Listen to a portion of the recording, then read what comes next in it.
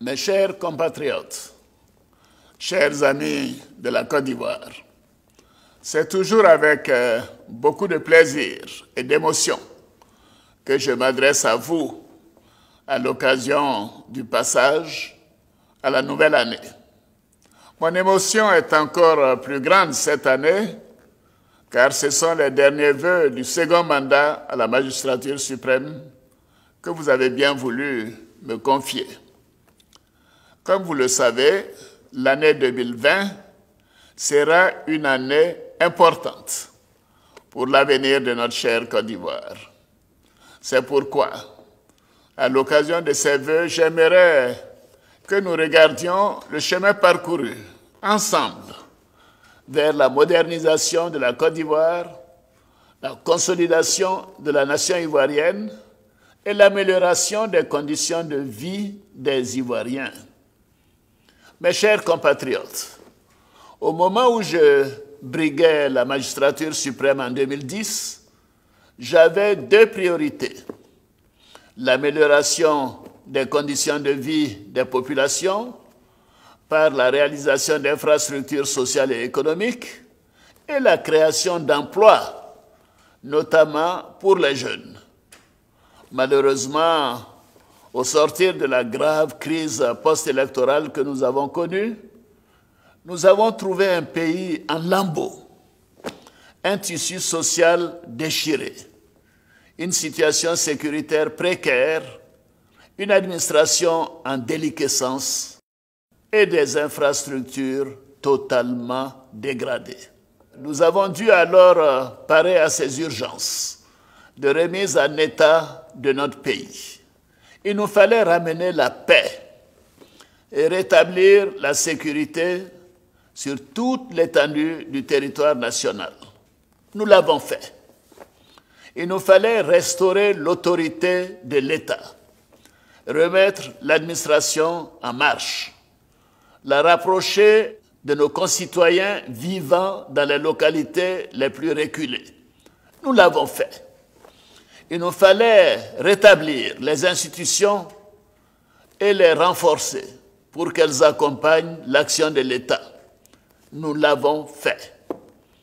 Grâce à la mise en place de la commission Dialogue, Vérité et Réconciliation, nous avons compris les causes profondes de cette crise et nous avons tiré les leçons pour l'avenir du pays, pour que plus jamais la Côte d'Ivoire ne retombe dans les mêmes travers.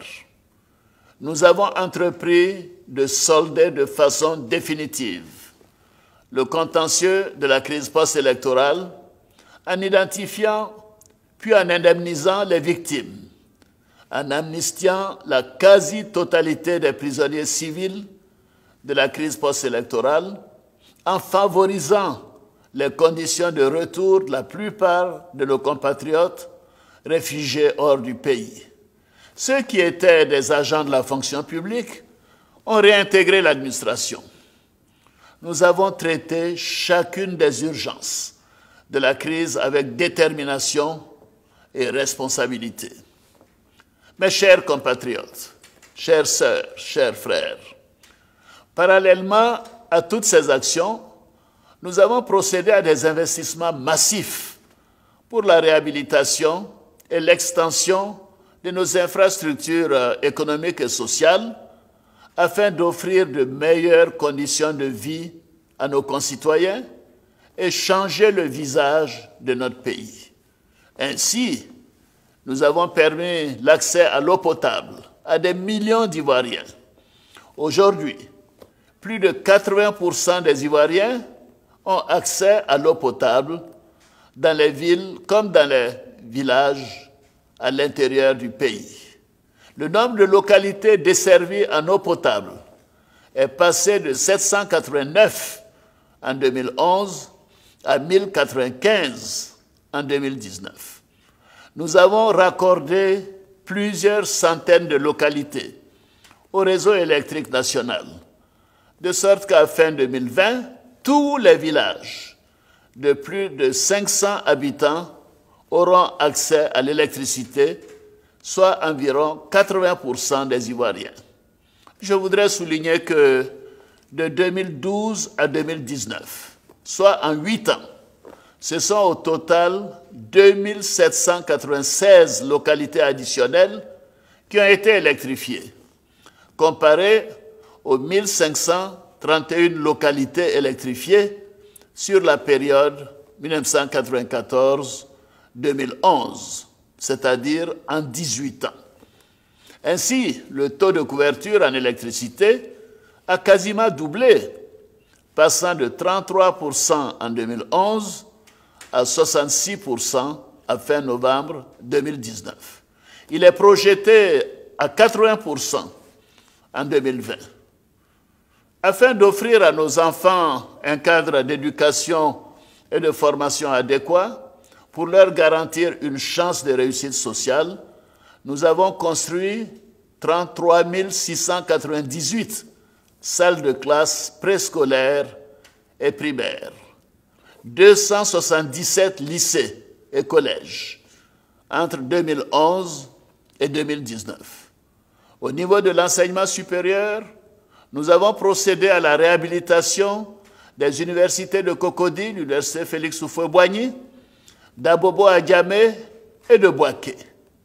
Nous avons transformé les URS de Daloa et de Korogo en université, ouvert l'université de Mans et l'université virtuelle d'Abidjan et lancé les travaux de construction des universités de San Pedro et de Bandoukou. Nous avons restauré et construit des dizaines de centres de santé et hôpitaux à travers le pays. En outre, un programme ambitieux de réhabilitation et construction d'hôpitaux est en cours pour que chaque Ivoirien ait accès à une meilleure prise en charge médicale à proximité de son lieu d'habitation. Le taux d'accès aux services de santé est ainsi passé de 44% en 2012 à 69% en 2019. Depuis 2011, 22 ponts, 545 km de routes neuves interurbaines, 115 km d'autoroutes et 245 km de voiries ont été construits. Par ailleurs, 40 000 km de routes en terre et de pistes rurales ont été réhabilités pour connecter nos populations et faciliter les échanges économiques. Mes chers compatriotes, la gestion rigoureuse et saine de nos finances publiques a permis de regagner la confiance des Ivoiriens et de nos partenaires techniques et financiers. Notre croissance forte et soutenue depuis 2012 a permis de faire de notre économie l'une des plus dynamiques au monde, avec un taux de croissance moyen compris entre 7 et 9% par an. Nous avons aussi amorcé et accéléré la transformation structurelle de l'économie ivoirienne. Nous nous sommes attelés à traduire cette embellie économique en réalité sociale pour nos concitoyens. Ainsi, les fruits de la croissance économique ont permis notamment le déblocage des salaires des fonctionnaires après plus de 25 ans de gel, le relèvement du SMIC, le financement des projets de centaines de milliers de femmes et la création de 3 millions d'emplois, la subvention du prix d'achat aux producteurs de certains produits agricoles tels que le cacao, le café, le coton, l'anacarde, etc. Nos parents paysans ont ainsi obtenu une meilleure rémunération du produit de leur labeur et leur quotidien s'est nettement amélioré. Et cette évolution s'explique aussi en raison de la proximité des services sociaux de base tels que l'eau potable, l'électricité, la santé, l'école et les routes. Nous avons inversé la courbe de la pauvreté, qui est en net recul selon les résultats préliminaires des rapports et des études qui seront publiés dans le courant du premier trimestre 2020. Ainsi, vous verrez, le taux de pauvreté devrait se situer aux alentours de 35% en 2018 contre 51% en 2011. Nous avons redonné à la Côte d'Ivoire sa place dans le concert des nations. Après 26 ans d'absence, nous avons porté la voix de la Côte d'Ivoire au Conseil de sécurité des Nations Unies en présidant cette prestigieuse institution. Désormais, notre pays assume avec fierté et responsabilité sa place dans la sous-région. Nous avons restauré l'attractivité touristique de notre beau pays et le trafic des passagers à l'aéroport international Félix Houphouët-Boigny est passé de 630 000 passagers en 2011 à 2 260 000 passagers en 2019. Nous avons redonné aux Ivoiriens des motifs de fierté et d'espoir par les succès enregistrés au niveau agricole, économique, diplomatique, sportif et culturel. Tous ces résultats, nous les avons obtenus ensemble grâce aux efforts de chacune et de chacun de nous, ainsi qu'au travail acharné du gouvernement que je félicite. Nous continuerons dans cette voie. Nous avons amorcé avec les chefs d'État de l'Union économique et monétaire ouest-africaine, l'UEMOA, et la France, une évolution importante de notre système monétaire avec la réforme du franc CFA dans le cadre de la future intégration monétaire des pays de la CEDEAO. Nous le ferons avec méthode et prudence afin de préserver le pouvoir d'achat de nos populations, d'attirer les investisseurs, de créer des emplois et de maintenir le développement économique des pays de notre Union. Mes chers compatriotes, la finalité de mon action à la tête de l'État est d'améliorer le quotidien des Ivoiriens.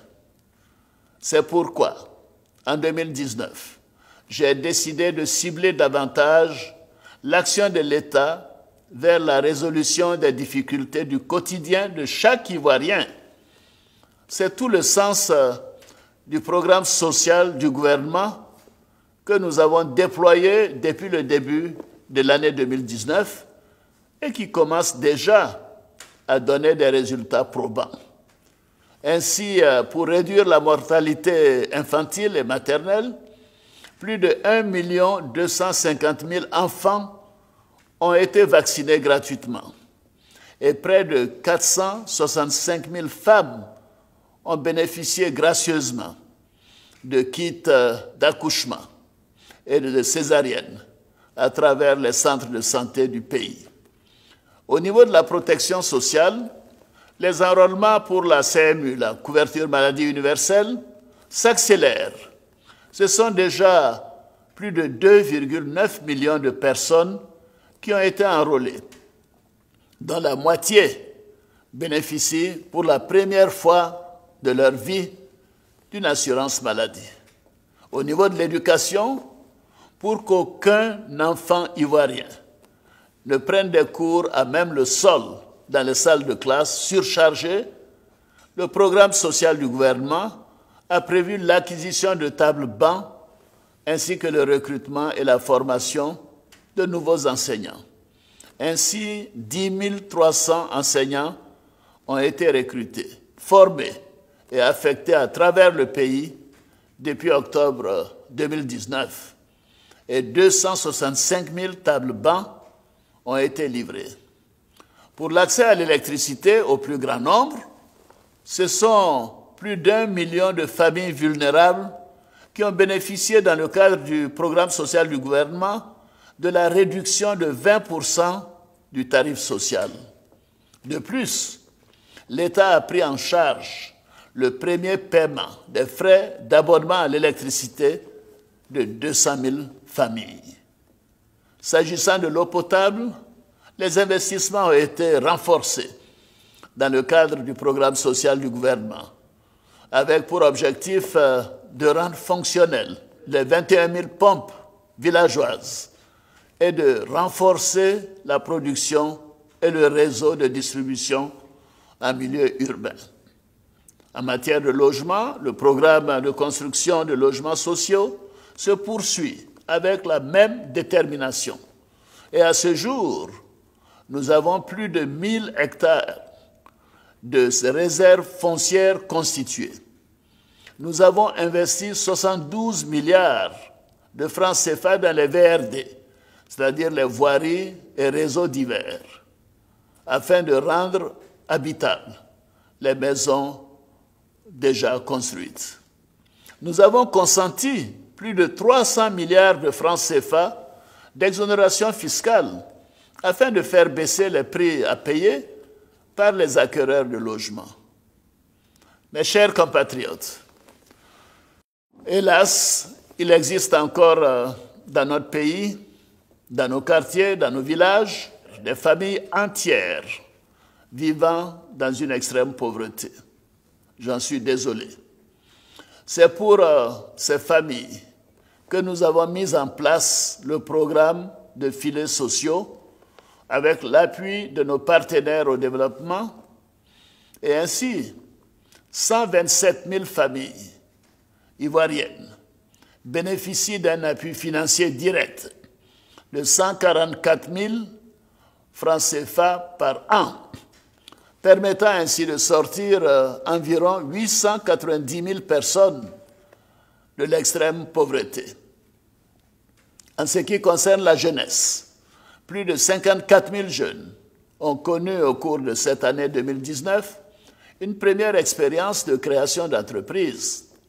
Fort de ces premiers résultats, nous allons renforcer le programme social du gouvernement sur la proposition du Premier ministre Amadou Gon Coulibaly pour améliorer le quotidien des Ivoiriens en agissant sur les prix des produits de première nécessité, pour apporter le secours de l'État à encore plus de familles vulnérables, pour améliorer les conditions d'études de nos enfants du primaire, du secondaire et du supérieur, pour qu'aucune femme en Côte d'Ivoire ne perde la vie en couche. L'État continuera d'être auprès des jeunes pour mieux vous préparer au marché de l'emploi et vous accompagner dans vos projets de création d'entreprises. Mes chers compatriotes, comme vous le savez, 2020 est une année décisive pour l'avenir de notre nation. Chaque Ivoirien sera amené à se prononcer sur la trajectoire qu'il souhaite donner à notre chère Côte d'Ivoire pour les prochaines années. La confrontation des idées et des projets inéluctables au processus électoral devra se faire dans la non-violence et le respect des lois, sans mettre en péril la stabilité du pays. Nous allons maintenir le cap pour que chaque Ivoirien bénéficie des fruits de cette embellie économique, dans la paix et la sérénité. Je vais donc vous rassurer que l'année 2020 sera une belle année. La Côte d'Ivoire continuera d'avancer à pas résolus vers l'émergence. Oui, à l'instar de 2015, l'année 2020 sera une année électorale paisible. Je vous en fais la promesse. Vous pouvez me faire confiance. D'ores et déjà, la Commission électorale indépendante a commencé la préparation de l'élection présidentielle. Par ailleurs, j'ai instruit le Premier ministre, chef du gouvernement, à l'effet de rencontrer les partis politiques et la société civile dès le mois de janvier, avant de finaliser le travail sur le code électoral. J'invite donc chaque Ivoirien et chaque Ivoirienne, notamment les plus jeunes, à se faire enrôler dès le lancement du processus. C'est ainsi que vous pourrez, vous les jeunes, faire entendre votre voix durant cette année électorale. vous devez prendre vos responsabilités dans l'avenir de la Côte d'Ivoire. Car l'avenir de la Côte d'Ivoire, c'est d'abord vous. Oui, c'est vous en premier. Mes chers compatriotes, s'agissant de l'actualité sécuritaire récente de notre pays, je voudrais vous rassurer à nouveau. L'État fera son devoir. L'État ne faillira pas. En particulier, au moment où le terrorisme constitue une menace à nos frontières. L'État sera là pour garantir la paix si chèrement conquise, ainsi que la sécurité des Ivoiriens et la stabilité de la Côte d'Ivoire. Nul ne pourra perturber cet objectif. Aucune tentative de déstabilisation de la Côte d'Ivoire ne pourra prospérer. Pour tous ceux qui se sont rendus ou se rendront coupables de tels actes, la rigueur de la loi sera intégralement appliquée. Nous sommes tous responsables devant les juridictions de notre pays. Notre pays est un État de droit. Nul n'est au-dessus de la loi, quel que soit son statut. Je salue à nouveau nos forces de défense et de sécurité, avec à leur tête les grands commandements, pour leur abnégation et leur travail remarquable de protection de la nation et des Ivoiriens. Je veux la paix et la stabilité pour notre pays, ainsi que la sécurité pour les Ivoiriens et tous les habitants de notre beau pays. Comme le disait le président Félix Houphouët-Boigny, la paix est notre bien le plus précieux. C'est pourquoi, au moment où nous avons repris le chemin du progrès économique, social, au moment où notre pays rayonne et fait la fierté des Ivoiriens, je vais exhorter encore une fois tous les acteurs de la vie politique ivoirienne à faire preuve de responsabilité en préservant la paix et le respect des institutions. Mes chers compatriotes, à l'aube de cette nouvelle année, je voudrais à nouveau partager avec vous ma foi en l'avenir de notre pays. Nous avons déjà réalisé ensemble de grandes choses, des progrès jamais réalisés par un pays en si peu de temps au sortir d'une crise majeure. Cela a été possible grâce au travail et à l'optimisme à toute épreuve des Ivoiriens. Merci à chaque Ivoirien. Nous pouvons être fiers du chemin parcouru. Des lendemains meilleurs nous attendent. Poursuivons nos efforts de transformation et de modernisation de notre pays dans l'union, la discipline et le travail, dans la paix et la stabilité. C'est sur cette note d'espoir que je voudrais souhaiter à chacune et à chacun d'entre vous une très bonne et heureuse année 2020. Que Dieu bénisse la Côte d'Ivoire. Vive la République, vive la Côte d'Ivoire. Je vous remercie.